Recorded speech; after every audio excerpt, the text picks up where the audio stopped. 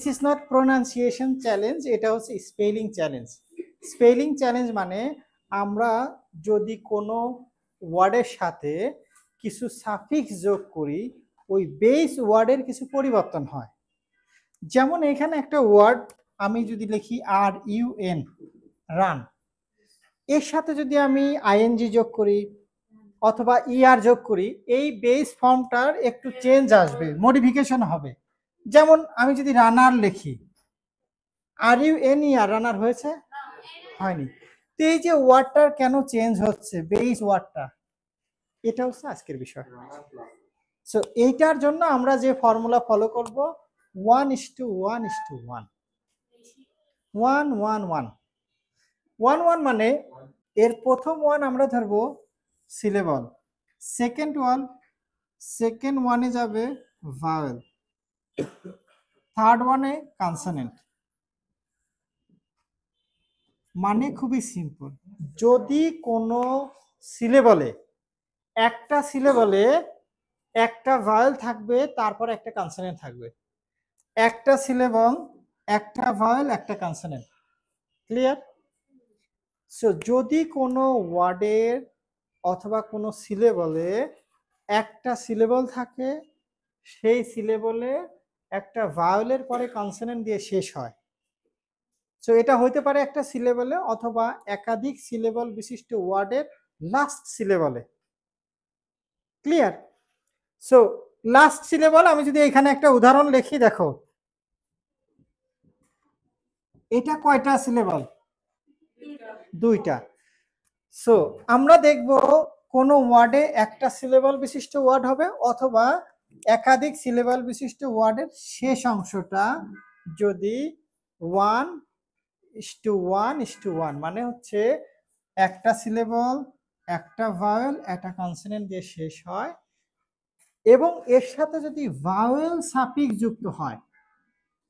Vowel suffix মানে যেই suffix গুলো শুরুতে ভাওয়েল থাকে, যেমন ING, শুরুতে I, ED, ভাওয়েল, ER যুক্ত হবে ভাওয়েল সাফিক্স, নট কিন্তু কনসোনেন্ট সাফিক্স। যেমন ইউজ আছে, FUL, ইউজের সাথে ফুল, এটা হবে না, ভাওয়েল যুক্ত সাফিক্স যোগ হতে হবে।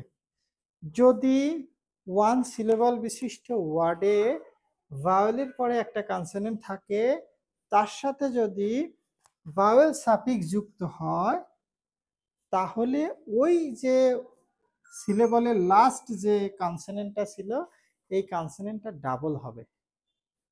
যেমন স্টপ, একটা সিলেবল, হ্যাভ ইউ গট ইট?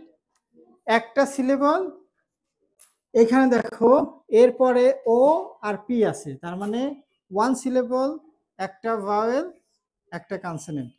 এর সাথে যদি আমি ING যোগ করি, তাহলে এই লাস্টের পিটা ডাবল হবে।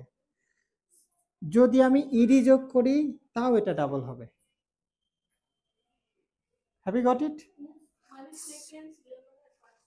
যদি এক সিলেবল বিশিষ্ট ওয়ার্ড হয়, তাহলে তো ওইটা আলাদা কোনো সিলেবল নাই। যেমন এটা রান, যেমন এখানে একটা উদাহরণ দিলাম TRIP, ট্রিপ, একটাই সিলেবল, কিন্তু এই সিলেবলের শেষে একটা ভাওয়েল, এটা কনসোনেন্ট দিয়ে শেষ হচ্ছে। সেই ক্ষেত্রে এর সাথে যদি আমি ED যোগ করি অথবা ING যোগ করা যায় অথবা ER যোগ করা যায়, তাহলে লাস্টের যে কনসোনেন্ট থাকে ওটা ডাবল হবে। Have you got it? Next, এখন এই জায়গার কিছু এক্সেপশন আছে, বাট অনেকগুলো এক্সেপশন আছে, আমি শর্ট ছেড়ে দিই যেহেতু সময় শেষ। এক্সেপশন হচ্ছে যদি কোনো ওয়ার্ড একাধিক সিলেবল বিশিষ্ট হয়, যেমন ফরগেট বললাম, এখন এই লাস্টের সিলেবলটা যদি স্ট্রেস পড়ে, স্ট্রেস আনস্ট্রেস আমরা হয়তো কিছুদিন পরে ধরলে তখন এটা আরো ক্লিয়ার হবে। যদি লাস্টের সিলেবলে স্ট্রেস পড়ে, মানে জোর দিয়ে বলতে হয়, যেমন আমরা এটাকে কি বলি, ফরগেট, এটা হবে ফরগেট, ফরগেট। তো গড় উপরে স্ট্রেস পড়তেছে, এই জন্য যদি স্ট্রেস লাস্টের সিলেবলে পড়ে তাহলে এই নিয়মটা প্রযোজ্য, কিন্তু স্ট্রেস যদি প্রথম সিলেবলে পড়তো তাহলে এই নিয়মটা প্রযোজ্য না। যেমন এখানে দিয়ে আছে ওপেন, কয়টা সিলেবল? দুইটা, ওপেন। তো সিলেবালে স্ট্রেস পড়ছে এখানে, যার কারণে এখানে আর আইএনজি হবে না, এরকম হবে না, ওপেনিং এটা হবে না। ক্লিয়ার? বুঝাতে পেরেছি? ওকে। সিবিসি প্যাটার্ন ফলো করার সত্ত্বেও যদি কোনো ওয়ার্ডের শেষে এক্স থাকে, ওয়াই থাকে, ডাব্লিউ থাকে, এই নিয়ম ফলো করছে। One syllable, one vowel, one consonant, যেমন STAY স্টে। কিন্তু যদি তার শেষে ওয়াই অথবা এক্স অথবা ডাব্লিউ থাকে, তাহলে এটা ডাবলিং হবে না, শুধু আইএনজি হবে। Mixing slower. Have you got it? এখন আরেকটা নিয়ম আছে, সেটা লাস্ট, ট্রাভেল। এটার স্ট্রেস পড়ছে প্রথমে টির উপরে, এজন্য ট্রাভেল হয়ে গেল। আর এটা হচ্ছে হ্যান্ডিক্যাপ।